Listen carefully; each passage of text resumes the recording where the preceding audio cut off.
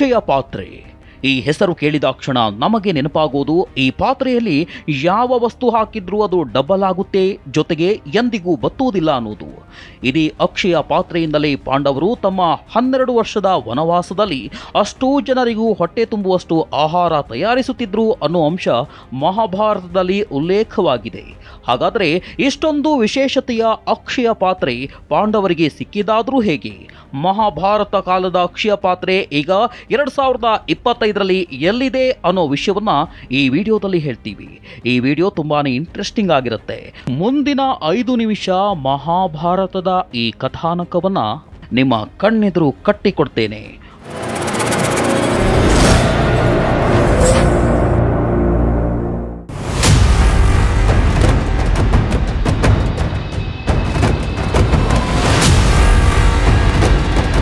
ಶಕುನಿಯ ಮೋಸದಾಟದಿಂದ ಪಾಂಡವರು ಜೂಜಿನಲ್ಲಿ ಸೋತು ಹೋದರು. ಕೌರವೇಂದ್ರ ದುರ್ಯೋಧನನಿಂದ ಪಾಂಡವರಿಗೆ 12 ವರ್ಷ ವನವಾಸ ಹಾಗೂ 1 ವರ್ಷ ಅಜ್ಞಾತವಾಸದ ಶಿಕ್ಷೆ ಅನುಭವಿಸಬೇಕಾಯಿತು. ಅಜ್ಞಾತವಾಸ ಅಂದರೆ ಅವರ ಐಡೆಂಟಿಟಿ ತಿಳಿಯದಂತೆ ವೇಷ ಮರೆಸಿಕೊಂಡು ಮಾರುವೇಷದಲ್ಲಿ ಬದುಕುವುದು. ಅನ್ಯತಾ ಮಾತನಾಡದೆ ಪಾಂಡವರು ದ್ರೌಪದಿ, ಸುಭದ್ರೆ, ಅಭಿಮನ್ಯು ಉಪಪಾಂಡವರು ತಮ್ಮ ಸೈನ್ಯವನ್ನೆಲ್ಲ ತೊರೆದು ಅರಣ್ಯವಾಸಕ್ಕೆ ಹೊರಟು ನಿಂತರು. ಕೌರವರ ಈ ಅಧರ್ಮದ ಸಾಮ್ರಾಜ್ಯದಲ್ಲಿ ನಾವು ಬದುಕಲಾರೆವೆಂದು ಹಸ್ತಿನಾವತಿಯ 10,000 ಬ್ರಾಹ್ಮಣರು ನಾವು ನಿಮ್ಮೊಂದಿಗೆ ವನವಾಸಕ್ಕೆ ಹೊರಡೋದಾಗಿ ಹೇಳಿದ್ರು. ಆದರೆ ಆಗ ಧರ್ಮರಾಜ ಅದಕ್ಕೆ ಒಪ್ಪದೆ, ನಿಮಗೆ ನಮ್ಮೇಲಿನ ಗೌರವ ಅಭಿಮಾನ ನನಗೆ ಅರ್ಥವಾಗುತ್ತದೆ, ಆದರೆ ನೀವೆಲ್ಲ ನಮ್ಮ ಜೊತೆಗೆ ವನವಾಸಕ್ಕೆ ಬಂದರೆ ಅಲ್ಲಿ ಸಿಗುವ ಬೇರು ಗಡ್ಡೆ ತಿನ್ನಬೇಕಾಗುತ್ತದೆ, ಅದು ನಿಮಗೆ ತುಂಬಾ ಕಷ್ಟವಾಗುತ್ತದೆ ಎಂದು ಹೇಳಿದ್ರು. ಆದರೆ ಅದೆಷ್ಟೇ ಕಷ್ಟವಾದರೂ ಸರಿಯೇ, ಈ ಅನ್ಯಾಯದ ರಾಜ್ಯದಲ್ಲಿ ನಾವು ಜೀವಿಸಲಾಗದು. ಅಂತ ಕಷ್ಟ ಬಂದಾಗ ನಮ್ಮ ಆಹಾರವನ್ನ ನಾವೇ ತಯಾರಿಸಿಕೊಳ್ಳುವುದಾಗಿ ಹೇಳಿ ಪಾಂಡವರ ಜೊತೆ ವನವಾಸಕ್ಕೆ ಹೊರಟು ನಿಂತರು.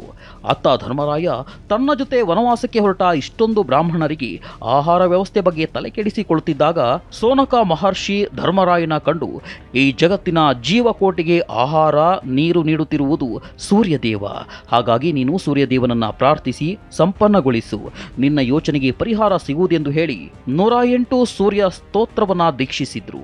ವನವಾಸಕ್ಕೆ ತೆರಳುತ್ತಿದ್ದಂತೆ ಮರುದಿವಸ ಬೆಳಗ್ಗೆ ನದಿಯಲ್ಲಿ ಮಿಂದು ಶುದ್ಧವಾಗಿ ಮನಶುದ್ಧಿಯಿಂದ ಧರ್ಮರಾಯ ಮರದ ಕೆಳಗೆ ಸೂರ್ಯನಾಮ ಪಠಿಸಲು ಆರಂಭಿಸಿದ್ದ.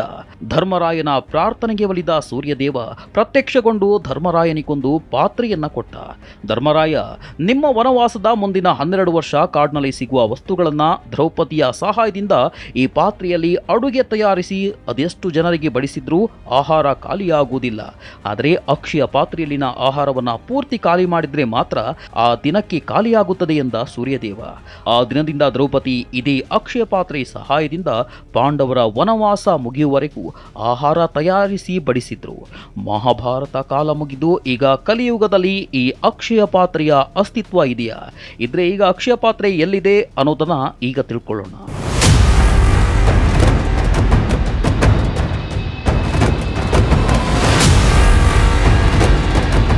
ತ್ರೇತಾಯುಗದಲ್ಲಿ ಹನುಮಂತ, ದ್ವಾಪರ ಯುಗದಲ್ಲಿ ಭೀಮಸೇನ ಇವರು ವಾಯುದೇವರ ಅಂಶದಿಂದ ಜನಿಸಿದವರೆಂದು ನಮಗೆ ತಿಳಿದಿದೆ.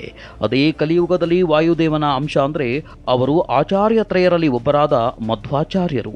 ಅವರು ದ್ವಾಪರ ಯುಗದಲ್ಲಿ ಭೀಮಸೇನರಾಗಿ ಅವತಾರವೆತ್ತಿದ್ರು. ಅದಕ್ಕೂ ಅನೇಕ ನಿದರ್ಶನಗಳಿವೆ. ಒಮ್ಮೆ ಮಧ್ವಾಚಾರ್ಯರು ತಮ್ಮ ಶಿಷ್ಯರೊಂದಿಗೆ ದ್ವಾಪರ ಯುಗದಲ್ಲಿ ಕುರುಕ್ಷೇತ್ರ ಯುದ್ಧ ಘಟಿಸಿದ ಈಗಿನ ಹರಿಯಾಣಕ್ಕೆ ಯಾತ್ರೆ ಹೊರಟಿದ್ರು. ಅಲ್ಲಿ ಒಂದು ಜಾಗದಲ್ಲಿ ಮಧ್ವರಿಗೆ ತಮ್ಮ ಹಿಂದಿನ ಜನ್ಮ ನೆನಪಾಗಿ, ದ್ವಾಪರ ಯುಗದಲ್ಲಿ ಅಪಾರ ಶಕ್ತಿವಂತನಾಗಿದ್ದ ಭೀಮಸೇನ ನಾನೇ, ನಾನು ನಿಂತ ಭೂಮಿ ಕೆಳಗೆ ನಾನೇ ಭೀಮಸೇನ ಎನ್ನಲು ಇತಿಹಾಸ ಇದೆ ಎಂದರು. ಇದರಿಂದ ಆಶ್ಚರ್ಯಗೊಂಡ ಶಿಷ್ಯರು ಪರೀಕ್ಷಿಸಲೆಂದು ಆ ನೆಲವನ್ನ ಬಗೆಯಲು ಆರಂಭಿಸಿದ್ರು. ಆಗ ಅವರಿಗೆ ಆಶ್ಚರ್ಯ ಕಾದಿತ್ತು. ಮಣ್ಣಿನಾಳದಲ್ಲಿ ಭೀಮಸೇನನ ರತ್ನಖಚಿತ ಬೃಹತ್ ಗದೆ ಕಾಣಿಸಿತ್ತು. ಗುರುಗಳನ್ನ ಸಂಶಯಿಸಿದ್ದಕ್ಕೆ ಶಿಷ್ಯರೆಲ್ಲರೂ ಗುರುಗಳ ಪಾದಗಳಿಗೆ ಎರಗಿ ಕ್ಷಮಿಸುವಂತೆ ಕೋರಿದ್ರು.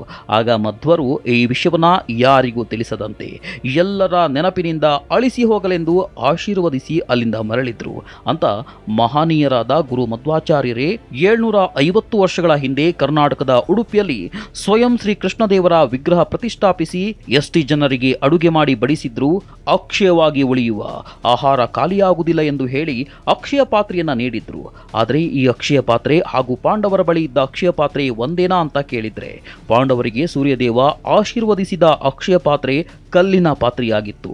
ಆದರೆ ಉಡುಪಿಯಲ್ಲಿರುವ ಅಕ್ಷಯ ಪಾತ್ರೆ ಕಲ್ಲಿನದ್ದಲ್ಲ, ಮರದಿಂದ ಮಾಡಿರುವ ಪಾತ್ರೆ. ಹಾಗಾಗಿ ಈ ಅಕ್ಷಯ ಪಾತ್ರೆಯನ್ನ ಸ್ವಯಂ ಮಧ್ವಾಚಾರ್ಯರೇ ತಮ್ಮ ತಪೋಬಲದಿಂದ ಸೃಷ್ಟಿಸಿದ ಅಕ್ಷಯ ಪಾತ್ರೆ ಎನ್ನಲಾಗುತ್ತದೆ. ಹಾಗಾದ್ರೆ ನಾವು ಸಿನಿಮಾದಲ್ಲಿ ನೋಡುವ ಹಾಗೆ ಪಾತ್ರೆಯಲ್ಲಿದ್ದ ಆಹಾರ ಡಬ್ಬಲ್ ಆಗುತ್ತದೆ. ಆದರೆ ಇಲ್ಲಿ ಈಗಲೂ ಉಡುಪಿಯಲ್ಲಿ ಮಧ್ವಾಚಾರ್ಯ ಹೇಳಿದಂತೆ ಅನ್ನ ಮಾಡುವ ಪಾತ್ರೆಗೆ ಅಕ್ಷಯ ಪಾತ್ರೆಯನ್ನ ಸೋಕಿಸಿದ್ರೆ ಸಾವಿರಾರು ಭಕ್ತಾದಿಗಳು ಬಂದರೂ ಪ್ರಸಾದ ಕಡಿಮೆಯಾಗದೇ ಇರುತ್ತದೆ. ಹಾಗೆಯೇ ಕಳೆದ 750 ವರ್ಷಗಳಿಂದಲೂ ಉಡುಪಿಯಲ್ಲಿ ನಿತ್ಯಾನ್ನದಾನ ಮಾಡಲಾಗುತ್ತದೆ. ಇದು ಅಕ್ಷಯ ಪಾತ್ರೆಯ ಕಥೆ. ನಿಮಗೆ ಈ ಸ್ಟೋರಿ ಇಷ್ಟವಾಗಿದ್ರೆ ನಮ್ಮ ಚಾನಲ್ ಸಬ್ಸ್ಕ್ರೈಬ್ ಮಾಡಿ, ವಿಡಿಯೋ ಲೈಕ್ ಮಾಡೋದನ್ನು ಮರಿಬೇಡಿ.